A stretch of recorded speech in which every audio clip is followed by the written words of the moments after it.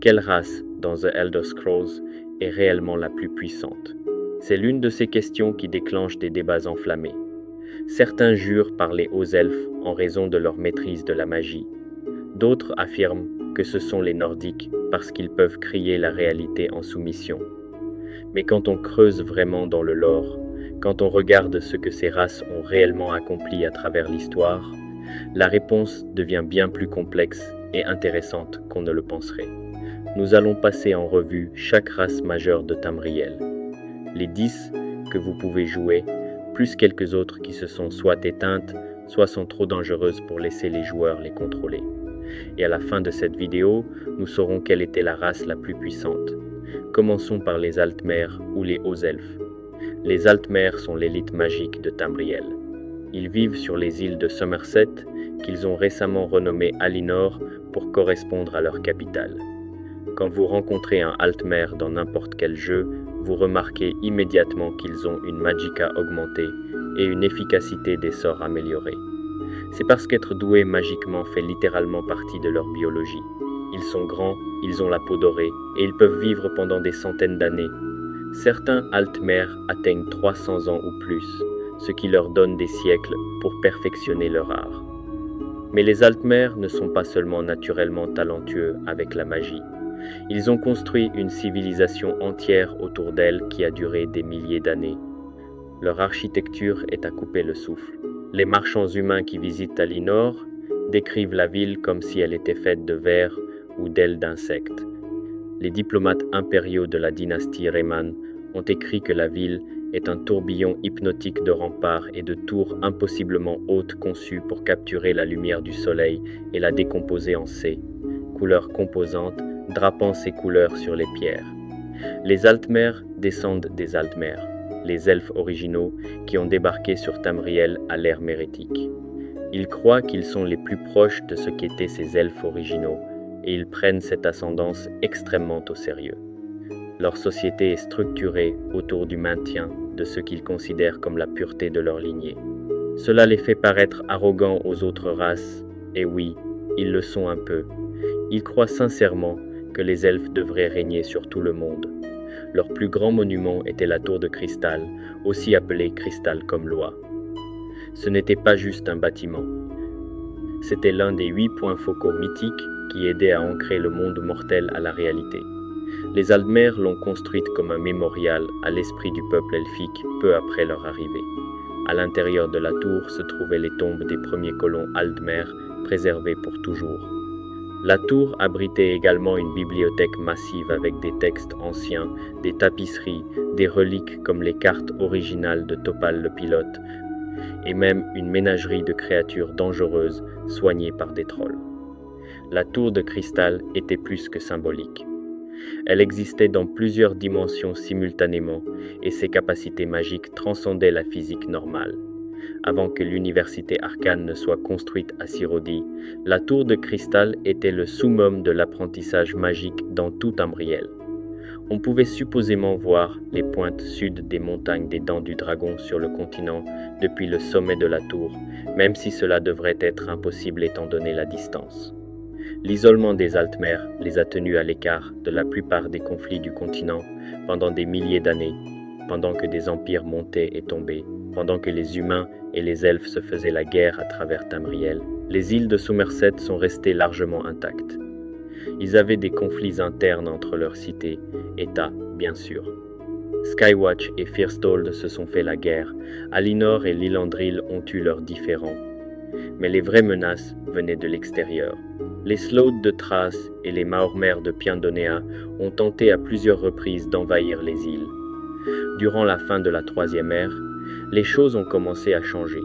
Les jeunes Altmer ont commencé à remettre en question la xénophobie et la hiérarchie rigide de leur société. Une partie de cela était constructive, comme lorsqu'ils ont accepté Morgia, une Dunmer, comme reine de Firsthold. Ses enfants avec son mari Altmer sont entièrement Dunmer en apparence, mais sont en ligne pour hériter du trône. C'est énorme pour une société qui se targuait de pureté. Mais il y avait un côté plus sombre. Un groupe appelé les Beaux a commencé comme un salon d'artistes, avec la philosophie que Somerset devait lâcher prise de son passé pour avancer. Ils sont devenus des révolutionnaires dédiés à la destruction des plus grands monuments de la civilisation Altmer. La tour de cristal était une cible précoce, mais leurs tentatives ont échoué. Ils ont réussi à vandaliser de nombreuses sculptures et emblèmes anciens. Finalement, ils ont assassiné la princesse de Chimérène, ce qui a horrifié le public. Puis vint la crise d'Oblivion. Quand Mérun's Dagon a ouvert ses portes à travers Tamriel, les îles de Somerset ont été durement touchées. Des réfugiés de toutes les îles se sont déversés dans la tour de cristal, croyant qu'elle était impénétrable. Mais quand les armées d'Aedric sont arrivées, elles ont amené des prisonniers Altmer à l'extérieur de la tour. Les réfugiés se sont réveillés aux cris, alors que les Daedra découpaient et mangeaient les prisonniers vivants en pleine vue. Les sorciers Altmer ont riposté avec une puissante magie de feu. Leurs guerriers ont chargé avec tout ce qu'ils avaient, mais ce n'était pas assez. Les Daedra ont construit des machines de siège et ont littéralement déchiré la tour de cristal. Dans ces derniers moments, les hordes de Daedra ont complètement disparu quand Martin VII s'est sacrifié pour mettre fin à la crise. De nombreux survivants Altmer ont ensuite vu leur réputation détruite par une organisation appelée le Talmor, qui s'est attribué le mérite d'avoir mis fin à l'invasion. Ceux qui protestaient étaient exilés ou assassinés. Un héros nommé Rinandor le Hardi, qui commandait la défense de la tour de cristal, a été rapidement assassiné à bord d'un navire à destination d'Anvil. Le Talmor a utilisé le chaos après la crise d'Oblivion pour s'emparer du pouvoir. Ils ont renversé l'ancienne monarchie Altmer et formé le troisième domaine Aldmeri. Ils ont renommé la province des îles de Somerset à Alinor. Au moment de Skyrim, ils ont forcé l'Empire à accepter un traité qui interdisait le culte de Talos, ce qui est une insulte massive aux Nordiques. Donc les Altmer sont politiquement puissants, magiquement doués, et ils ont construit une civilisation qui a duré depuis l'aube de l'histoire enregistrée. Ils ont perdu la tour de cristal, ce qui était un coup dévastateur à la fois symboliquement et pratiquement. Mais ils se sont réorganisés et sont devenus assez forts pour défier l'Empire lui-même. Ils sont une force avec laquelle il faut compter. Sont-ils la race la plus puissante cependant? Continuons. Les Nordiques sont les humains de Skyrim, de grands guerriers blonds et robustes qui valorisent l'honneur et la force au-dessus de presque tout. Ils sont naturellement résistants au froid, ce qui a du sens quand on vit dans une terre gelée où la météo essaie activement de vous tuer la moitié de l'année. Ce qui rend les Nordiques spéciaux, c'est le Tuom, la voix. C'est le langage des dragons transformé en pouvoir de déformation de la réalité. Quand vous criez dans la langue des dragons, vous ne lancez pas un sort au sens traditionnel. Vous parlez dans le langage de la création elle-même. Vous imposez votre volonté directement sur le monde. Un cri n'est pas de la magie, c'est plutôt comme si vous énonciez un fait si puissamment que la réalité n'a d'autre choix que d'être d'accord avec vous.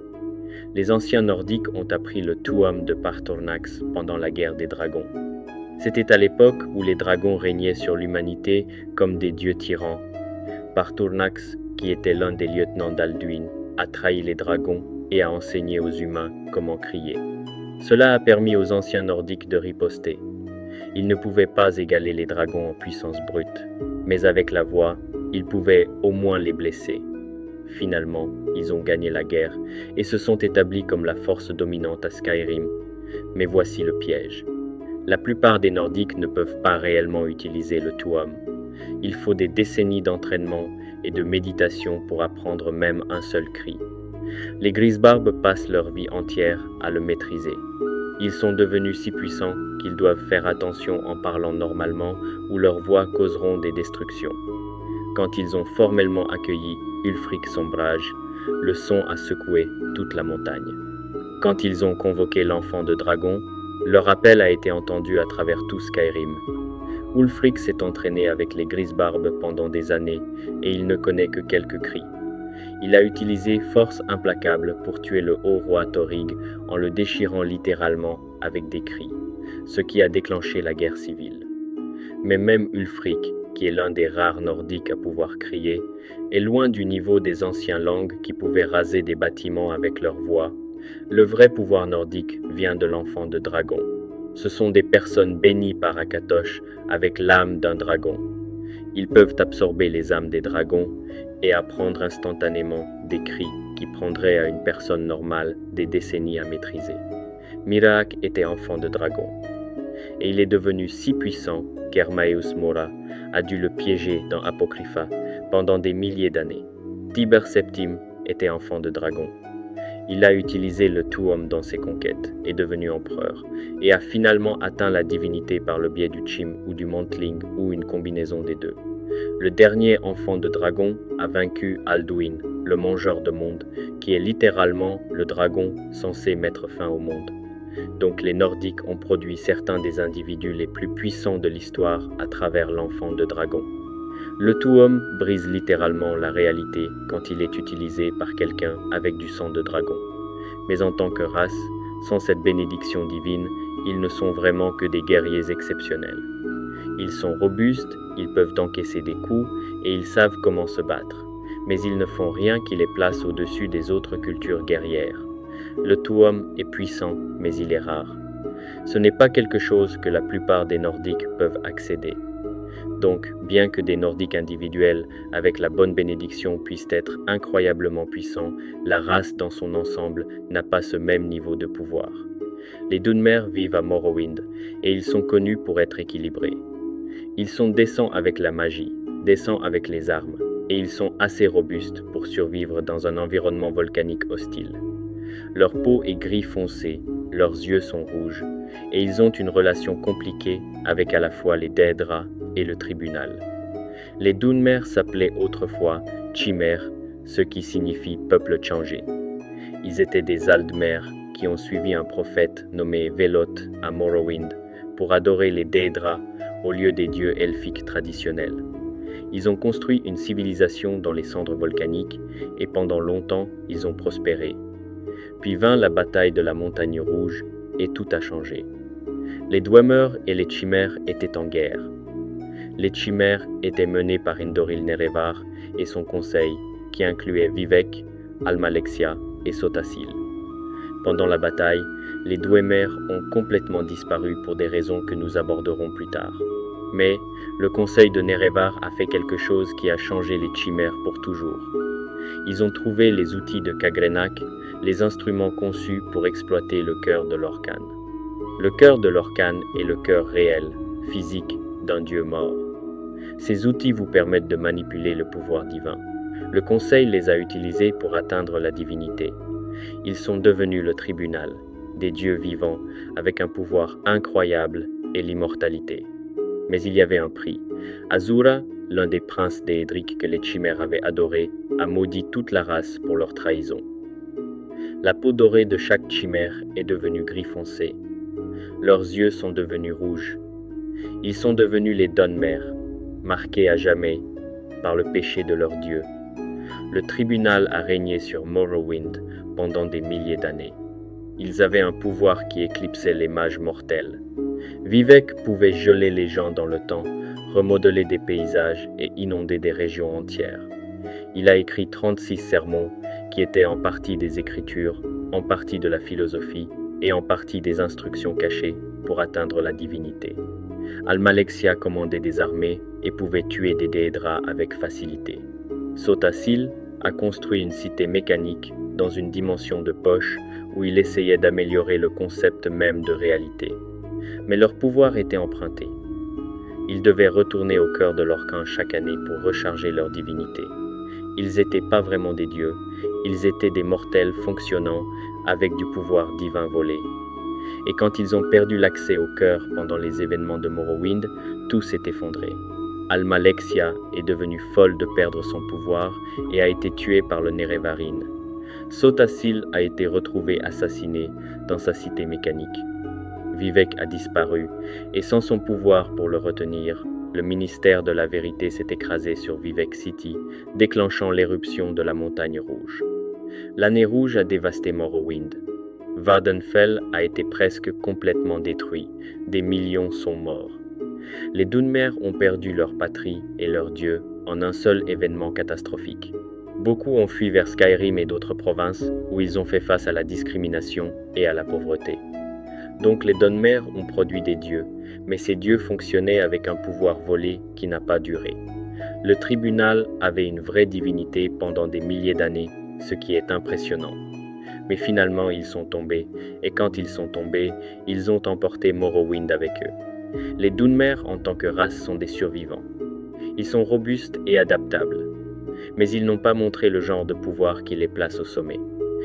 Les impériaux sont les humains de Cyrodiil, le cœur de Tamriel. Ils ne sont pas les meilleurs combattants, ils ne sont pas les meilleurs mages, ils ne sont pas les plus robustes ou les plus naturellement doués en quoi que ce soit. Mais ils sont les meilleurs pour rassembler les gens et construire des institutions qui durent. La race impériale est un mélange des peuples nédiques qui habitaient originellement Cyrodiil et des influences culturelles de partout à Tamriel. Ils sont marchands, diplomates, soldats et bureaucrates. Ils valorisent l'éducation, la loi et l'ordre. Leurs cités sont bien organisées, leurs routes sont entretenues et leur légion est disciplinée et efficace. L'empire qui domine la majeure partie de l'histoire de Tamriel est une création impériale. Ils n'ont pas conquis le continent par la force écrasante ou la magie supérieure. Ils l'ont fait par la stratégie, la diplomatie et l'organisation. Ils ont construit des routes qui connectaient chaque coin du continent. Ils ont établi des routes commerciales qui ont enrichi tout le monde. Ils ont créé une monnaie commune qui a simplifié le commerce. Ils ont construit un système juridique qui a apporté la stabilité. Tiber Septim, qui a fondé le Troisième Empire, était d'Alker en haute roche, mais il incarnait les valeurs impériales. Il était un stratège brillant qui savait quand se battre et quand négocier. Il a conquis Tamriel non seulement avec des armées, mais avec des alliances et des traités. Quand il a utilisé la force, comme lorsqu'il a manié Numidium contre les îles de Somerset, c'était décisif et écrasant. L'Empire a duré des milliers d'années à travers plusieurs dynasties. L'Empire alessien, l'Empire romain, l'Empire septime, chacun avait ses problèmes et est finalement tombé, mais chacun a aussi apporté des périodes de paix et de prospérité relatives à Tamriel. C'est le don impérial. Ils peuvent prendre des dizaines de races et cultures différentes et les faire travailler ensemble. Mais en termes de pouvoir pur, les impériaux ne se démarquent pas vraiment. Ils n'ont pas construit de machines déformant la réalité comme les Dwemer. Ils n'ont pas les dons magiques des Altmer ou la dominance physique des Nordiques. Ils sont bons dans ce qu'ils font, mais ce qu'ils font, c'est organiser et gérer, pas repousser les limites de ce qui est possible. Les impériaux sont importants pour l'histoire de Tamriel. Ils ont façonné le paysage politique plus que toute autre race. Mais il s'agit de pouvoir, et les impériaux n'ont tout simplement pas le genre de pouvoir brut ou de réalisation brisant la réalité que d'autres races peuvent revendiquer. Les Bretons viennent de haute roche, et ils sont essentiellement ce qui se passe quand les elfes et les humains ont des enfants ensemble pendant des générations. Il y a longtemps, dans la première ère, les elfes d'Irénie régnaient sur les populations humaines de haute roche. Ils se sont reproduits avec leurs sujets humains et au fil du temps, cela a créé la race breton. Ce sont des humains avec du sang elfique, ce qui leur donne une affinité naturelle pour la magie tout en ayant l'ambition et l'adaptabilité humaine. Les Bretons sont en fait de très bons mages. Ils ont une résistance magique intégrée qui vient de leur ascendance elfique. Ils sont connus pour produire d'excellents mages de bataille, épéistes mages et lanceurs de sorts purs. Certains des mages les plus puissants de l'histoire ont été des Bretons. Ils peuvent égaler les Altmer en capacité magique tout en étant plus capables physiquement. La Haute Roche elle-même est divisée en dizaines de petits royaumes et cités, États. Les Bretons se battent toujours entre eux pour le pouvoir et le territoire. Ils ont un système féodal avec des nobles, des chevaliers et des alliances politiques compliquées. Ces combats constants les ont rendus habiles en intrigue et en politique, mais cela les a aussi empêchés de s'unifier en une seule nation puissante. Les Bretons ont influencé de manière significative les traditions magiques de Tamriel. Leurs techniques de mages de bataille se sont répandues dans tout l'Empire. Leurs enchanteurs sont très recherchés. Ils ont produit des individus puissants qui ont laissé leur marque sur l'histoire. Mais voici le problème. Les Bretons sont un peu pris entre deux mondes. Ils ne sont pas aussi magiquement puissants que les elfes pur sang, car leur sang elfique a été dilué au fil des générations. Ils ne sont pas aussi nombreux ou martialement dominants que d'autres races humaines. Ils sont vraiment bons dans ce qu'ils font, mais ils n'ont rien fait à l'échelle de ce dont nous sommes sur le point de parler. Ils sont une race forte, surtout si vous voulez être un mage qui peut aussi se défendre au corps à corps. Mais ils n'ont pas remodelé la réalité, conquis des continents ou accompli quoi que ce soit qui les place au-dessus des autres races dont nous discutons. Maintenant, c'est là que les choses deviennent intéressantes.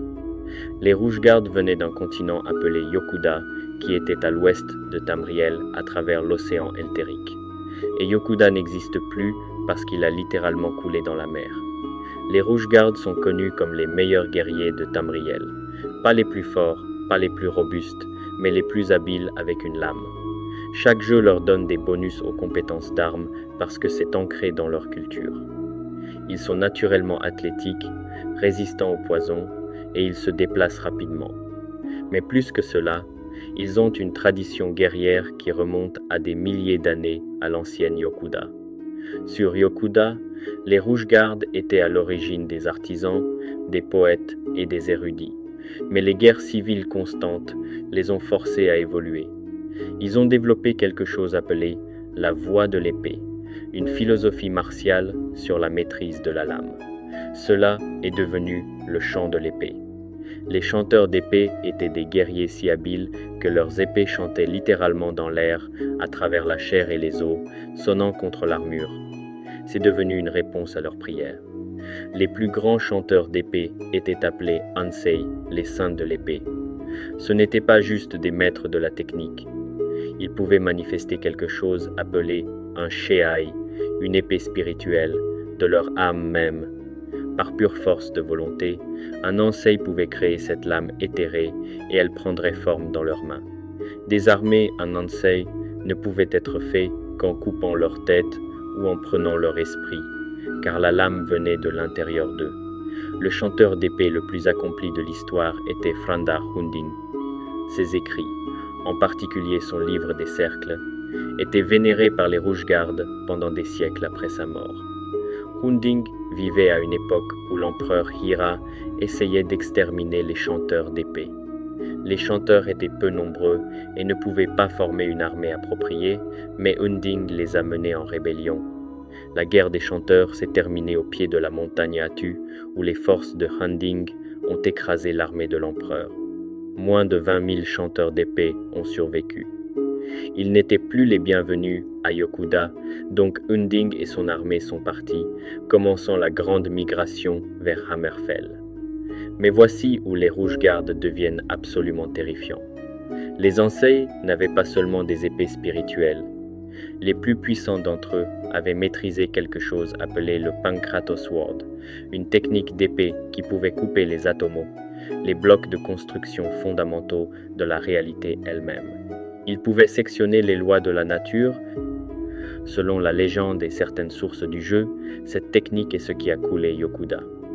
Le guerrier céleste dans Elder Scrolls Online affirme que le Shehai d'un Ansei de premier rang est ce qui a détruit leur continent. Rada al-Saran, un seigneur vampire qui était autrefois un chanteur d'épée légendaire, a affirmé qu'il pouvait effectuer la même coupe qui a séparé Yokuda.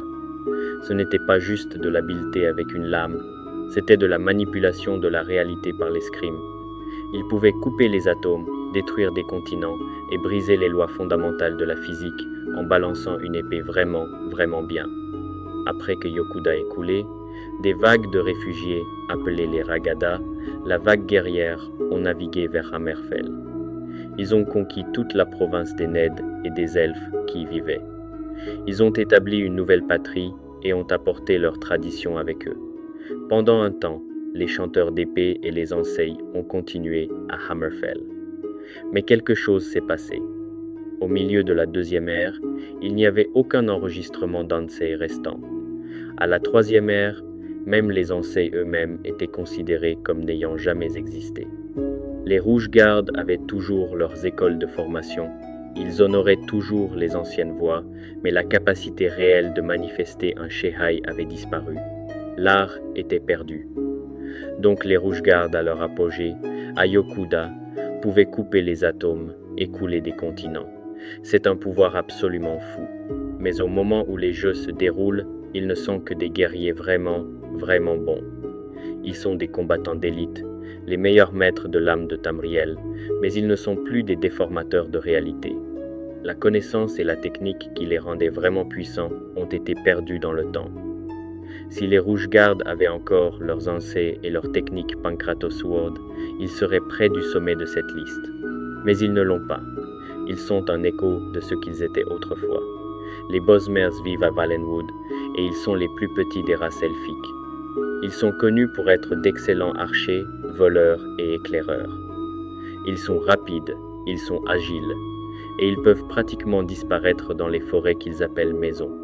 Ce qui rend les Bosmers uniques, c'est le pacte vert, un accord qu'ils ont passé avec un dieu de la nature appelé Ifre. Ifre a enseigné aux Bosmers comment se façonner et a donné forme au chaos du monde primitif. En échange, les Bosmers ont juré de ne jamais nuire à la vie végétale de Valenwood.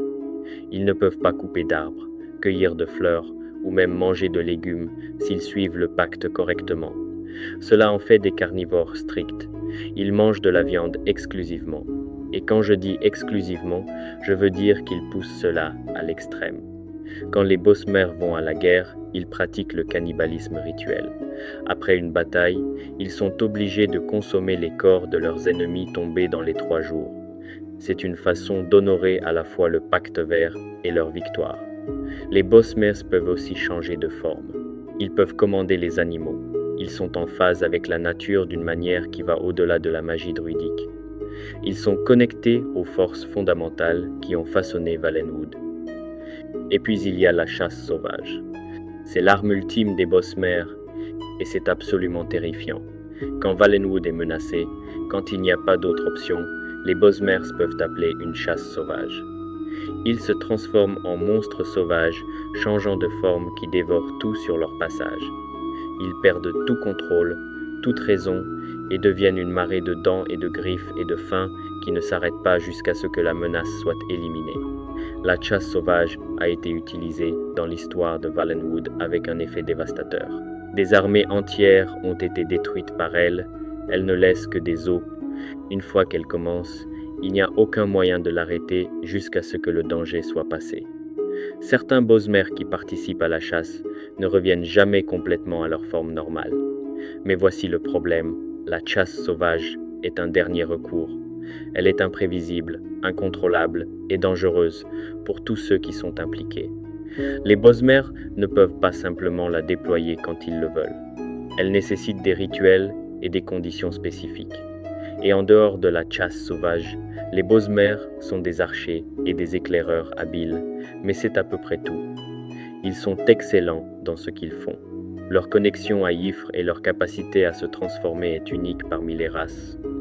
Mais ils n'ont rien fait qui ait remodelé le monde ou repoussé les limites du pouvoir. Ils sont des survivants qui se sont parfaitement adaptés à leur environnement, mais c'est différent du genre de pouvoir brut que nous recherchons. Les orques ont l'une des histoires d'origine les plus étranges de tout Tamriel. Ils étaient autrefois des elfes. Spécifiquement, ils étaient des disciples d'un dieu nommé Trinimac, qui était l'un des Hydra les plus puissants. Trinimac était une divinité guerrière, forte et honorable, et ses disciples étaient les mêmes. Puis Boetia, un prince d'Edric, a décidé de prouver un point sur la faiblesse des Hydra. Boetia a consommé Trinimac, l'a corrompu de l'intérieur, et quand Boetia l'a excrété, Trinimac était devenu Malakat. Tous les disciples de Trinimac ont été transformés avec leur dieu. Ils sont devenus les Orcimais, le peuple paria, les orques. Les orques sont incroyablement forts. Ils sont les meilleurs guerriers lourds de Tamriel, capables de prendre et d'infliger des quantités massives de dégâts. Ils ont une capacité raciale appelée Rage Berserk, où ils deviennent essentiellement inarrêtables pendant un court laps de temps. Ils sont aussi des artisans habiles, et l'armure et les armes orques sont très prisées à travers Tamriel. La société orque est organisée autour de bastions dirigés par des chefs. Le chef est toujours le guerrier le plus fort. Si vous voulez être chef, vous défiez le chef actuel et le battez en combat singulier. C'est une méritocratie basée entièrement sur la force. Ils suivent un code d'honneur strict basé sur les enseignements de Malakat. Mais voici le problème avec les orques. Ils sont directs, Ils sont forts, ils sont robustes, ils sont excellents dans ce qu'ils font. Mais ils ne font rien qui va au-delà de la prouesse physique. Ils n'ont pas de magie déformant la réalité. Ils n'ont pas d'esprit de ruche ancien ou de merveille technologique. Ils sont des guerriers, et bien qu'ils soient les meilleurs pour être des guerriers, c'est là que ça s'arrête. Ils ont été discriminés et poussés aux marges de Tamriel pendant toute leur existence. Ils n'ont jamais construit un grand empire ou découvert un secret qui a changé le monde. Ils sont des survivants qui se sont taillés une place par pure force et détermination. Les orques sont des individus puissants, mais en tant que race, ils n'ont pas démontré quoi que ce soit qui les place au-dessus des autres sur cette liste. Les Khajiits sont les gens chats d'Elseweyr, et ils sont beaucoup plus étranges que la plupart des gens ne le réalisent. Les Khajiits ne sont pas juste une seule chose. Ils sont liés aux lunes de Nirn, Maser et Secunda, et la phase des lunes, quand un Khajiit naît, détermine quelle forme il prend. Il y a comme 16 formes différentes de Khajiits. Certains sont alphiques, qui ressemblent à des chats domestiques réguliers, mais sont pleinement intelligents et peuvent lancer de la magie.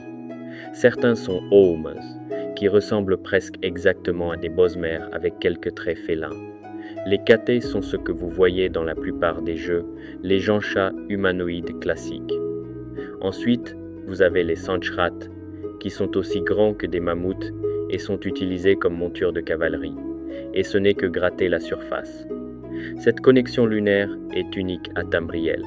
Aucune autre race n'a sa forme physique déterminée par des corps célestes. Les Khajiits adorent les lunes et les voient comme les corps d'êtres divins. Leur culture entière tourne autour de cette connexion cosmique. Les Khajiits sont aussi connus pour être d'excellents voleurs, commerçants et éclaireurs. Ils sont naturellement agiles, ils peuvent voir dans le noir et leurs griffes les rendent dangereux, même désarmés. Ils gèrent le commerce de la skouma, qui est essentiellement de la drogue magique, à travers des organisations criminelles qui s'étendent sur tout Tamriel. Ils sont des survivants qui ont transformé leur patrie désertique en une nation prospère, mais en termes de pouvoir brut, les Khajiits n'ont pas vraiment démontré quelque chose de massif. Ils ont leur connexion lunaire, ce qui est cool et unique. Mais ils ne sont pas là à déformer la réalité ou à conquérir des continents. Ils sont des commerçants et des survivants, excellents pour s'adapter à n'importe quelle situation dans laquelle ils se trouvent. Les Khajiits réussissent parce qu'ils sont flexibles et intelligents. Mais c'est différent du genre de pouvoir qui remodèle le monde. Maintenant, nous entrons dans les choses vraiment intéressantes. La plupart des gens pensent aux Argoniens comme une race un peu ridicule. Ce sont les gens lézards de marée noire, et oui, ils ont été réduits en esclavage par les Dunmer pendant des milliers d'années. Ils vivent dans des marécages, ils ne sont pas particulièrement avancés technologiquement, et ils ne semblent pas très impressionnants à première vue. Mais cela rate complètement ce qui les rend absolument terrifiants. Les Argoniens ne sont pas juste des gens lézards, ils sont biologiquement liés à quelque chose appelé les Istes. Les Istes sont ces arbres anciens et sensibles qui poussent à marée noire. Et quand je dis anciens, je veux dire qu'ils ont peu être précédés la plupart de la vie sur Nirn. Ils ont peu être été là depuis avant le Kalpa actuel, le cycle actuel de création. Quand les œufs d'Argoniens sont pondus, ils sont placés dans des bassins d'éclosion près des arbres Istes. Les œufs boivent la sève des racines Istes, et c'est ce qui leur donne l'intelligence et leur forme humanoïde. Sans les Istes, les Argoniens redeviennent essentiellement des animaux. La connexion entre les Argoniens et les Istes est si profonde. Les Istes sont connectés dans un esprit de ruche. Ils peuvent communiquer avec chaque Argonien qui a jamais goûté leur sève, peu importe où ils sont à Tamriel. Ils peuvent rappeler les Argoniens de tout le continent. Ils peuvent leur donner des visions, les guider, les diriger. Quand un Argonien meurt, son âme retourne aux Istes et ses souvenirs sont absorbés. Les Istes maintiennent une base de données biologiques de chaque Argonien qui a jamais vécu. Mais ça devient bien mieux. Les Istes peuvent modifier les Argoniens. Ils peuvent altérer leur biologie, les rendre plus grands, plus forts, plus rapides, plus adaptés à n'importe quelle situation qui le nécessite. Ils peuvent changer les Argoniens à volonté. Et nous avons vu exactement ce que cela signifie pendant la crise d'Oblivion. Quand Mehrunes Dagon a ouvert ses portes d'oblivion à travers Tamriel, la plupart des provinces tenaient à peine, les villes tombaient. Les gens mouraient par milliers. L'Empire se démenait pour monter une quelconque défense. À Cyrodiil, Martin VII a dû se sacrifier pour mettre fin à l'invasion. À Morrowind, ils ont perdu des régions entières aux mains des Daedra. À Skyrim, les Nordiques se sont battus désespérément pour défendre leur fief. Mais à Marée Noire, quelque chose de complètement différent s'est passé. Les East l'ont vu venir. Ils ont prédit la crise d'Oblivion avant qu'elle ne commence. Ils ont rappelé les Argoniens à la maison, de retour à Marée Noire. Et puis, ils les ont changés. Ils ont transformé les Argoniens en super soldats spécifiquement conçus pour combattre les Daedra. Quand les portes d'Oblivion se sont ouvertes à Marée Noire, les Argoniens ne se sont pas défendus. Ils ont attaqué. Ils se sont déversés à travers les portes dans Oblivion lui-même. Ils sont allés dans les terres mortes, le royaume d'origine de Mehrunes Dagon, et ont commencé à tout détruire si violemment que les Daedra ne pouvaient pas le gérer. Les lieutenants de Mehrunes Dagon ont en fait fermé les portes eux-mêmes pour arrêter d'être envahis. Les Daedra, des êtres immortels d'Oblivion qui prospèrent sur la destruction et la guerre, ont été tellement dépassés par les Argoniens modifiés qu'ils ont fermé leur propre portail d'invasion. Laissez cela s'imprégner. Toutes les autres races de Tamriel essayaient désespérément de survivre. Les Argoniens gagnaient si fort qu'ils sont devenus les agresseurs.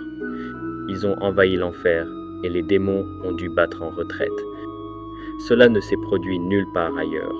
Pas à Cyrodiil, pas à Skyrim, pas à Hammerfell, nulle part. Les Argoniens étaient la seule race qui a transformé la crise d'Oblivion en campagne offensive.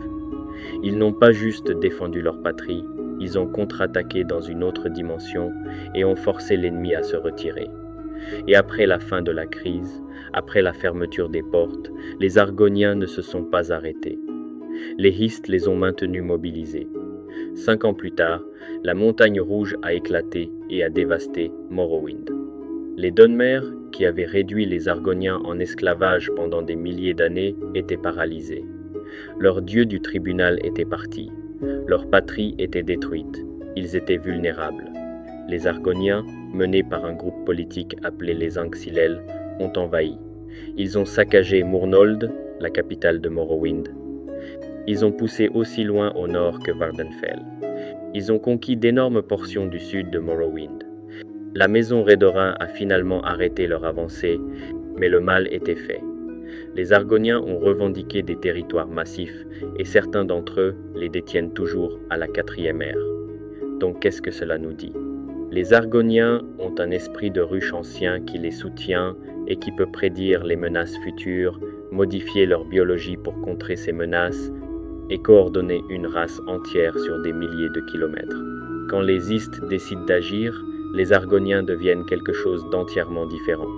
Ils deviennent une armée capable d'envahir Oblivion et de gagner. La partie effrayante est qu'ils n'essaient même pas la plupart du temps. Ils veulent juste qu'on les laisse tranquilles dans leur marécage. Mais quand les East les appellent à la guerre, ils deviennent une force qui peut vaincre de véritables démons dans leur propre royaume. C'est légitimement terrifiant. Maintenant, nous entrons dans les races qui ne sont pas jouables. Et les Dwemer sont probablement la race la plus importante de tout le lore d'Elder Scrolls que nous ne voyons jamais réellement. Les Dwemer étaient appelés nains, mais ils n'étaient pas petits. Ils étaient des elfes, ils étaient des mers. Les géants les appelaient nains parce qu'ils vivaient sous terre et le nom est resté. Mais il y avait un prix. Les Dwemer ont construit des villes massives dans des cavernes sous la surface de Tamriel, principalement à Morrowind, Skyrim et Hammerfell. Ce qui rendait les Dwemer différents de toutes les autres races de Tamriel, c'est qu'ils n'adoraient aucun dieu, aucun, ni les 9 divins, ni les Daedra, rien. Ils regardaient les dieux et disaient « Nous pouvons faire mieux que vous ». Et puis, ils ont réellement essayé de le prouver. Les Dwemer étaient des génies technologiques. Ils avaient la vapeur, l'énergie géothermique et des constructions mécaniques qui fonctionnent toujours parfaitement à la 4e ère. Pensez-y. Les Dwemer ont disparu l'an 700 de la première ère. Au moment où Skyrim se déroule, c'est des milliers d'années plus tard. Et leurs machines fonctionnent toujours comme si elles avaient été construites hier. Ils ont construit des animunculi, ces robots qui gardent leurs ruines. Araignées Dwemer, sphères, centurions. Ces choses patrouillent toujours dans les ruines, attaquent toujours les intrus, suivent toujours leur programmation originale après des millénaires. L'artisanat est si parfait qu'ils ne se cassent pas. Ils sont complètement auto-maintenus. Personne à la 4e ère ne peut reproduire cette technologie. Les meilleurs forgerons de Tamriel ne peuvent pas comprendre comment fabriquer du métal Dwemer. Ils peuvent faire fondre des matériaux Dwemer existants et les reforger, mais ils ne peuvent pas créer de nouveaux alliages Dwemer à partir de zéro. Les Dwemer avaient des dirigeables, de vraies machines volantes. On les trouve dans des ruines à travers Skyrim et Morrowind. Ils ont construit l'Oculory, un appareil qui pouvait collecter la lumière des étoiles, la traiter à travers des lentilles et des cristaux, et la projeter sur des cartes pour trouver des sources de pouvoir magique. Ce n'était pas de la magie au sens traditionnel. C'était de l'ingénierie qui utilisait des principes magiques comme source d'énergie. Ils ont créé des appareils qui pouvaient lire les parchemins des anciens sans vous rendre aveugle ou fou. Les parchemins des anciens sont des artefacts qui contiennent le tissu du temps et du destin lui-même. Les lire normalement cause la cécité ou la folie parce que les esprits mortels ne peuvent pas traiter autant d'informations. Les Dwemer ont juste construit une machine pour le faire en toute sécurité. Ils regardaient un problème impossible et concevaient une solution. Ils ont développé la télépathie par la technologie. Ils avaient ces casques appelés Mitres Dwemer qui permettaient la communication mentale sur d'énormes distances. Ils ont essentiellement construit un réseau psychique connectant toute leur civilisation. Ce n'était pas de la télépathie comme un sort, c'était de la technologie qui transmettait les pensées. Tout cela était construit sur quelque chose qu'ils appelaient l'architecture tonale. C'est le concept que la réalité a des tons ou des fréquences sous-jacentes, et si vous comprenez ces fréquences, vous pouvez les manipuler. Les Dwemer voyaient l'univers comme quelque chose qui pouvait être mesuré, compris et changé par la logique et les mathématiques.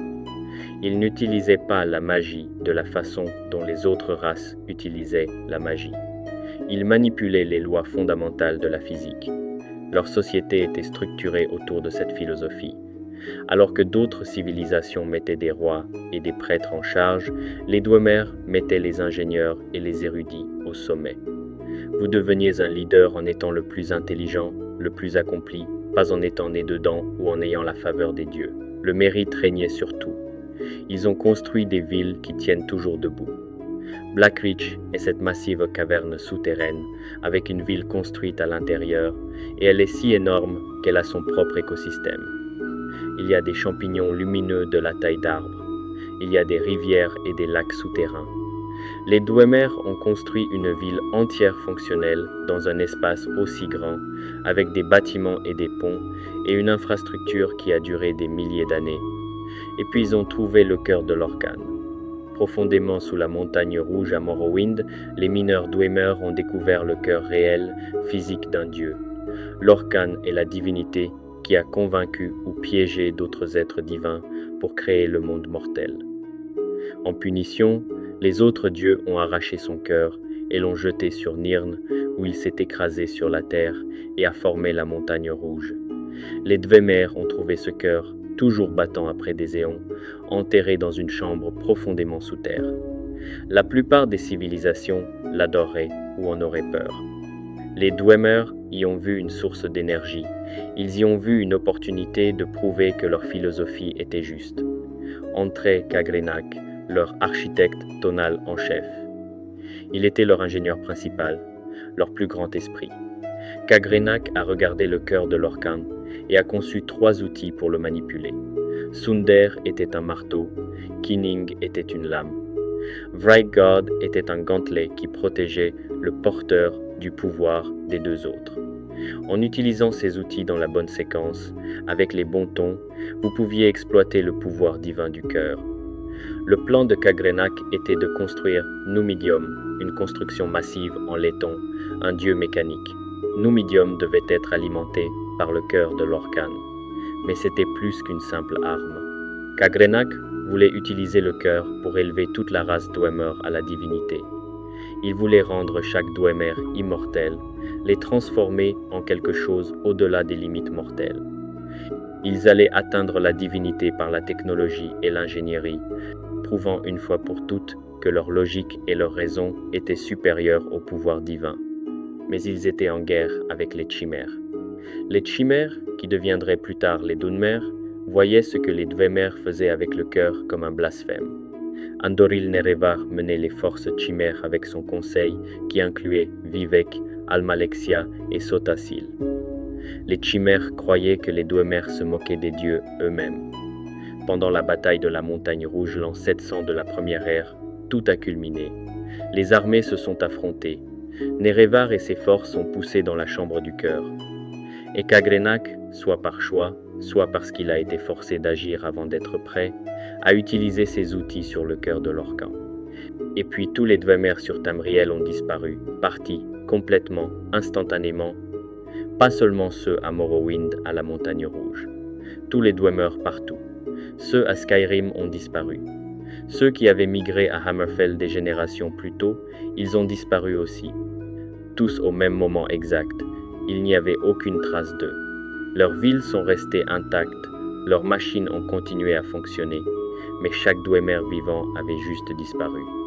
Le seul Dwemer qui a survécu était Yagrumbagarn, et il n'a vécu que parce qu'il explorait un royaume extérieur, une autre dimension, quand c'est arrivé.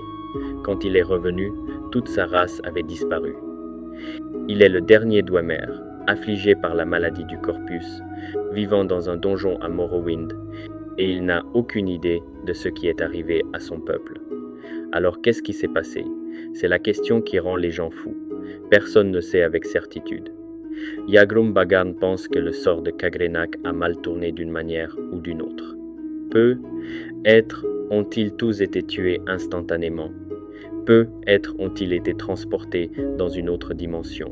Peu êtres ont-ils été dispersés à travers le temps. Peu êtres ont-ils atteint exactement ce qu'ils voulaient et sont montés à un plan supérieur d'existence où les mortels ne peuvent pas les percevoir.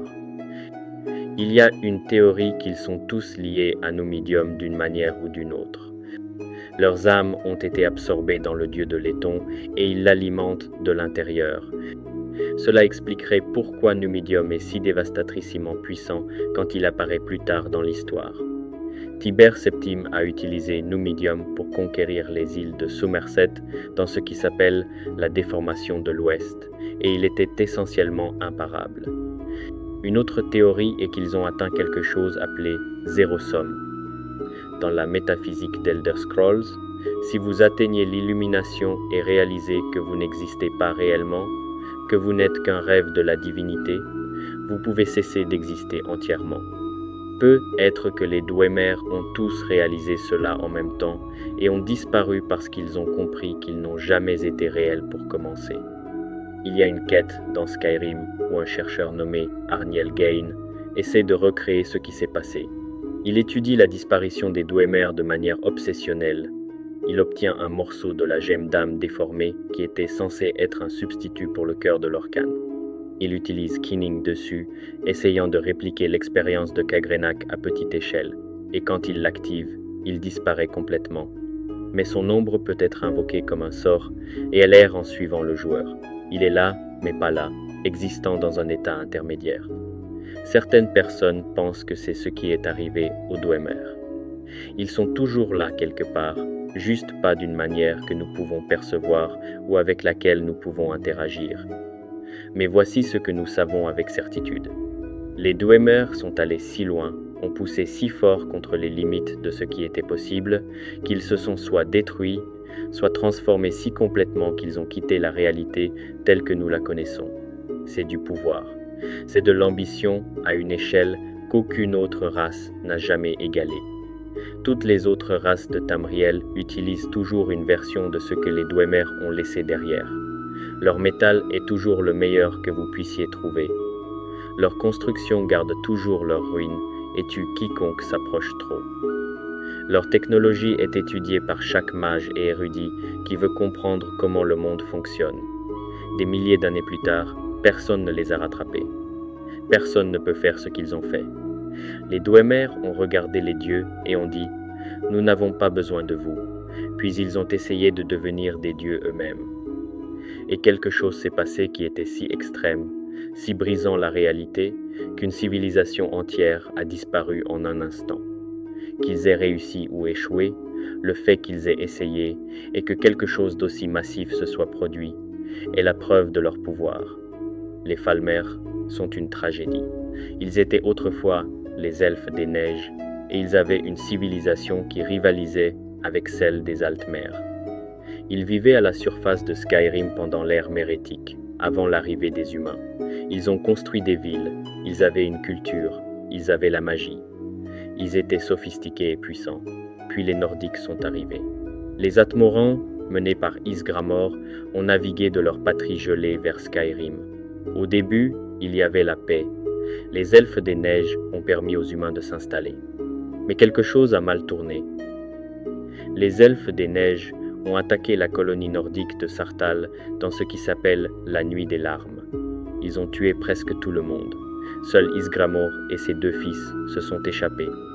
Pourquoi les elfes des neiges ont-ils attaqué? Il y a différentes théories. Certains disent que les Nordiques ont découvert l'œil de Magnus enterré sous Sartal et les elfes des neiges ont attaqué pour le revendiquer.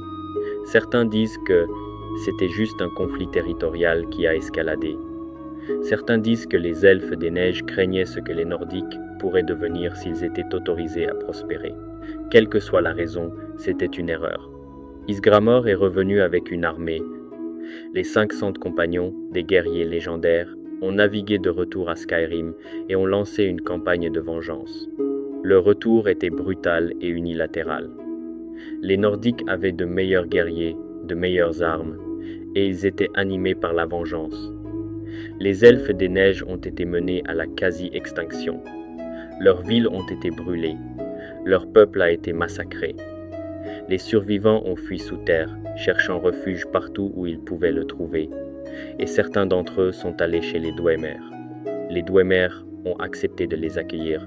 Ils ont offert aux elfes des neiges un sanctuaire dans leur ville souterraine. Mais il y avait un prix. Les Dwemer ont forcé les elfes des neiges à manger un champignon toxique qui les a rendus aveugles. Puis, ils les ont réduits en esclavage.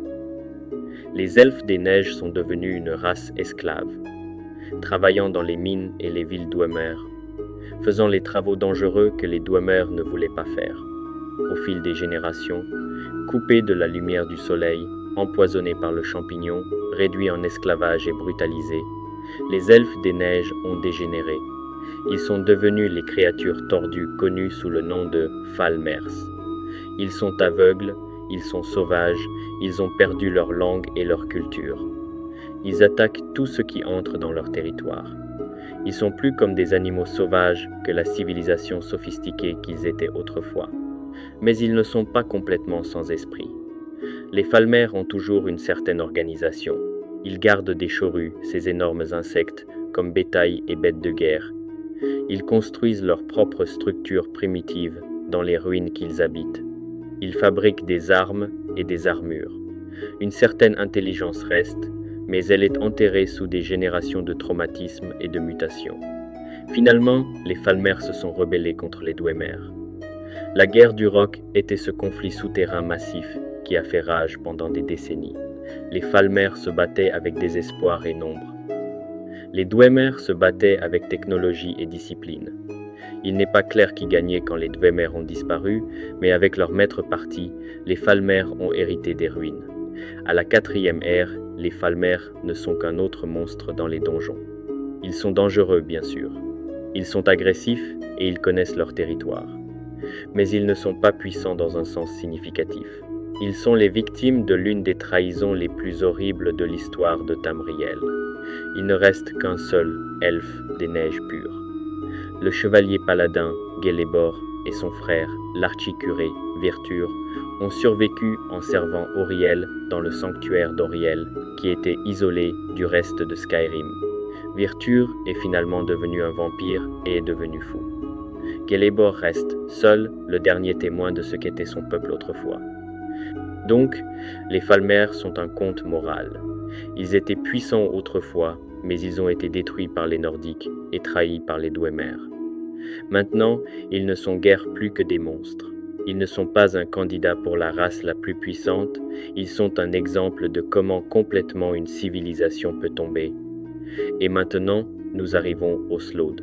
Ces types sont probablement la race la plus détestée et la plus crainte de tout Tamriel, et pour de très bonnes raisons. Les Slode sont des créatures ressemblant à des limaces de l'archipel de Thrace dans la mer Abécéenne, au sud-ouest de Tamriel. Ils sont énormes, amphibies, et ils sont maîtres en nécromancie. Les Slode n'utilisent pas juste la nécromancie. Ils ont construit toute leur civilisation autour d'elle. Ils réaniment des cadavres pour les utiliser comme esclaves. Ils massacrent des créatures marines et les ramènent pour servir de gardiens et de travailleurs. Ils achètent des esclaves à des pirates spécifiquement pour les tuer et les utiliser comme main-d'œuvre morte-vivante. Tout dans la culture Slode tourne autour de la mort et de la non-mort. La société Slode est organisée autour des royaumes de corail, ces villes partiellement submergées construites en corail et en os. Ils sont amphibies, donc leurs villes sont à moitié sous l'eau. Les Slode eux-mêmes ont une très longue durée de vie. Ils peuvent vivre pendant des siècles et en vieillissant, ils grandissent. Les Slode les plus vieux et les plus grands sont les dirigeants. Ces êtres massifs ressemblant à des limaces qui ont accumulé des siècles de connaissances magiques. Les Slode n'adorent pas les dieux dans un sens traditionnel, mais ils feront des sacrifices au prince Daedric quand ils veulent quelque chose. Ils sont complètement pragmatiques à ce sujet.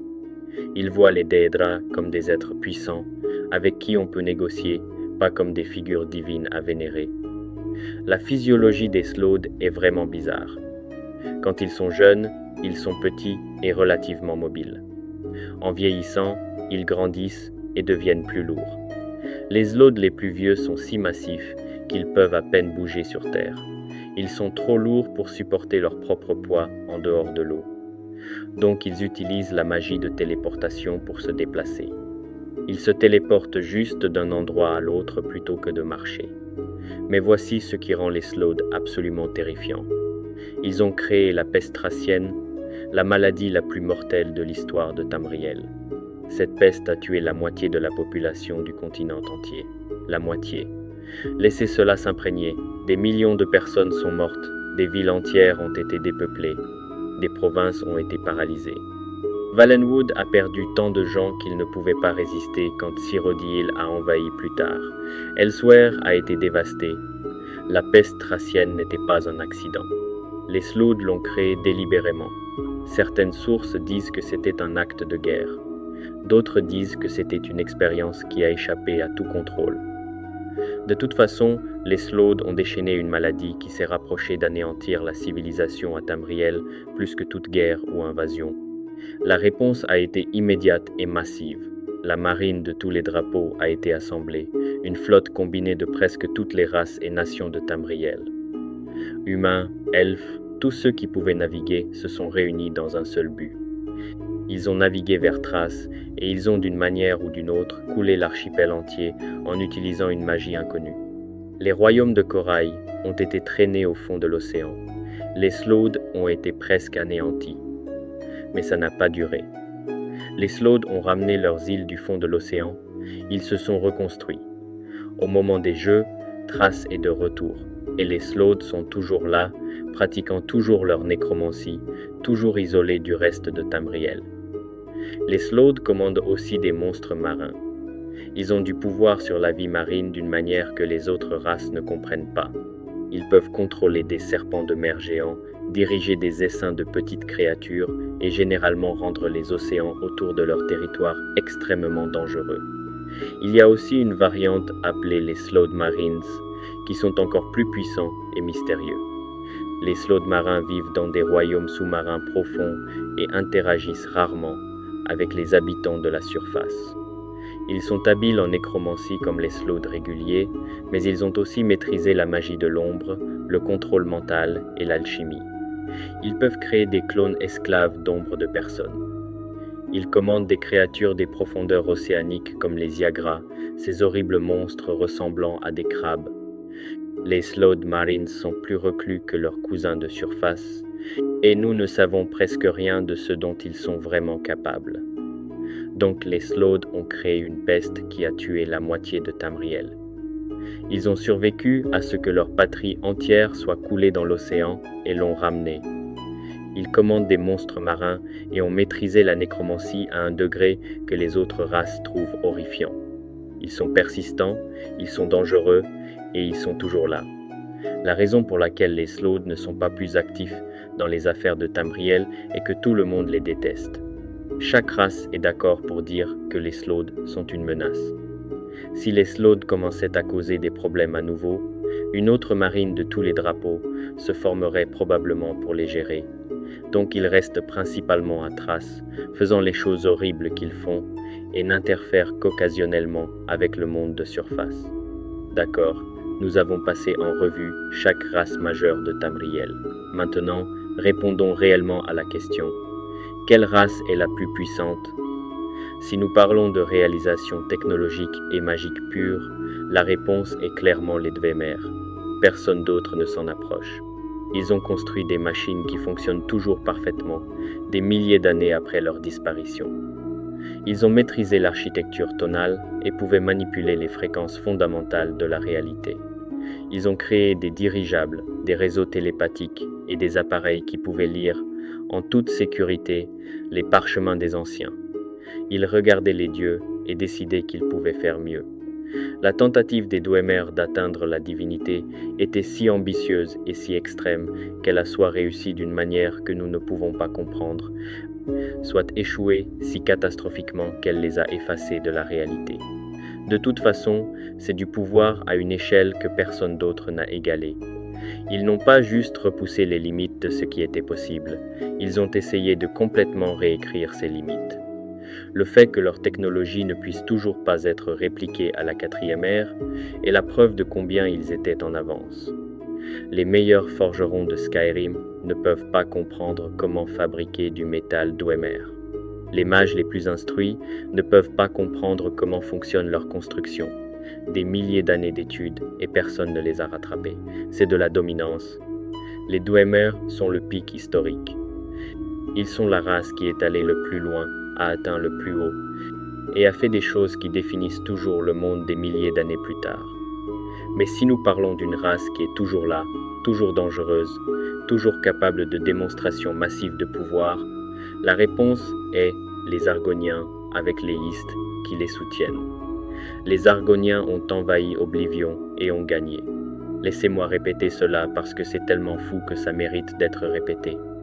Quand Mérunès Dagon a ouvert des portes vers son royaume d'Oblivion à travers tout Tamriel, quand des démons se sont déversés et que les villes brûlaient, quand l'Empire se démenait pour survivre, les Argoniens sont passés à l'offensive. Ils se sont déversés dans les terres mortes et ont combattu si fort que les Daedra ont fermé leurs propres portes pour arrêter d'être envahis. Cela ne s'est produit nulle part ailleurs. Aucune autre race n'a transformé la crise d'Oblivion en campagne offensive. Les Argoniens l'ont fait parce que les Istes l'ont vu venir, les ont modifiés biologiquement pour combattre les Daedra et ont coordonné toute la race en une contre-attaque dévastatrice. Les Istes sont anciens. Ils ont peu être précédés la plupart de la vie sur Nirn. Ils peuvent prédire les menaces futures. Ils peuvent modifier les Argoniens à volonté. Ils maintiennent un esprit de ruche qui connecte chaque Argonien qui a jamais goûté leur sève. Quand un Argonien meurt, ses souvenirs retournent aux Istes. Cela signifie que les Istes ont accès à des milliers d'années de connaissances et d'expériences accumulées. Et la partie effrayante est que nous ne savons pas ce que les Istes veulent. Nous ne savons pas ce qu'ils planifient. Ils ont prédit la crise d'Oblivion. Quoi d'autre peuvent-ils voir? Contre quelles autres menaces se préparent-ils? Les Argoniens ont envahi Morrowind après l'année rouge et ont conquis d'énormes territoires. Était-ce une vengeance pour l'esclavage? Était-ce les Istes étendant leur territoire? Nous ne savons pas. Les Argoniens sont le géant endormi. La plupart du temps, ils veulent juste qu'on les laisse tranquilles à marée noire. Mais quand les Istes les appellent à la guerre, ils deviennent quelque chose de terrifiant. Ils deviennent une armée qui peut envahir l'enfer et gagner. Les Slaughs méritent aussi d'être mentionnés. Ils ont créé une peste qui a tué la moitié de Tamriel. Ils sont des nécromanciens maîtres qui terrorisent le monde depuis les temps anciens. Ils ont survécu à ce que leur patrie entière soit détruite et l'ont ramenée. Ils sont persistants et dangereux. Mais les Zlod sont limités. Ils sont coincés à Thrace parce que tout le monde les déteste. S'ils essayaient d'envahir Tamriel directement, chaque race s'unirait à nouveau contre eux. Leur pouvoir est réel, mais il est contraint par le fait qu'ils sont universellement détestés. Les Altmer sont politiquement puissants et magiquement doués, mais ils n'ont rien fait à l'échelle des Dwemer ou des Argoniens. Ils ont perdu la tour de cristal. Ils sont forts, mais pas brisant la réalité. Les Nordiques produisent des enfants de dragons qui sont individuellement incroyablement puissants. Mais en tant que race, sans cette bénédiction divine, ils ne sont que de très bons guerriers. Le Tuom est rare et prend des décennies à apprendre. Les Rouges-Gardes avaient des chanteurs d'épée qui pouvaient supposément couper les atomes et couler des continents. Mais cet art a été perdu. À la 4e ère, ils ne sont que de très bons combattants. Ils sont un écho de ce qu'ils étaient autrefois. Les Dunmer avaient le tribunal, mais le tribunal fonctionnait avec un pouvoir volé qui a finalement manqué. Les Bosmer ont la chasse sauvage, qui est dévastatrice mais incontrôlable. Les orques sont forts mais directs. Les impériaux sont de grands organisateurs mais pas des déformateurs de réalité. Les Bretons, les Khajiits, tous les autres ont leur force, mais ils n'ont pas démontré de pouvoir à l'échelle dont nous parlons. Donc voici ma réponse finale. La race la plus puissante de l'histoire d'Elder Scrolls est les Dwemer. Ils ont accompli des choses qui ne peuvent toujours pas être expliquées ou répliquées. Ils ont essayé de devenir des dieux par la technologie et l'ingénierie. Qu'ils aient réussi ou échoué, l'échelle de leur ambition et la preuve de leur réalisation les place au sommet. Mais la race la plus dangereuse actuellement à Tamriel est les Argoniens avec les Istes. Ils ont un esprit de ruche ancien qui peut voir l'avenir, modifier leur biologie et les coordonner en une force imparable quand c'est nécessaire. Ils ont prouvé pendant la crise d'Oblivion qu'ils peuvent combattre les Daedra dans Oblivion lui-même et gagner. Ils sont toujours là, toujours connectés au Hist, toujours capables de le refaire. Les Dwemer sont le pic de ce qui est possible.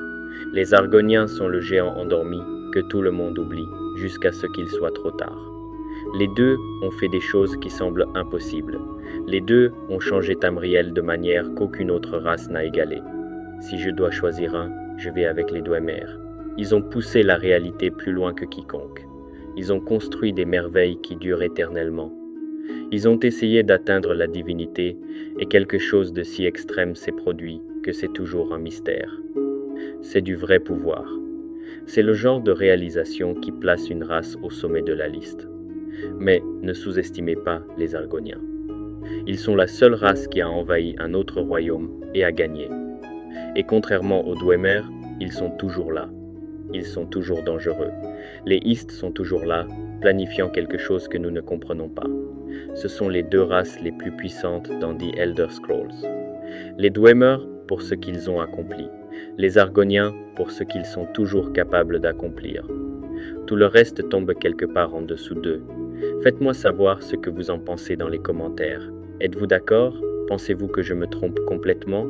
Y a-t-il quelque chose que j'ai manqué qui change le classement? Je lis chaque commentaire, donc faites-moi savoir vos pensées.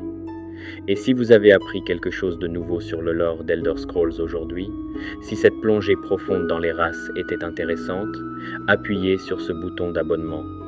Il y a tellement plus à explorer dans cet univers et j'ai plein d'autres vidéos à venir. Merci d'avoir regardé.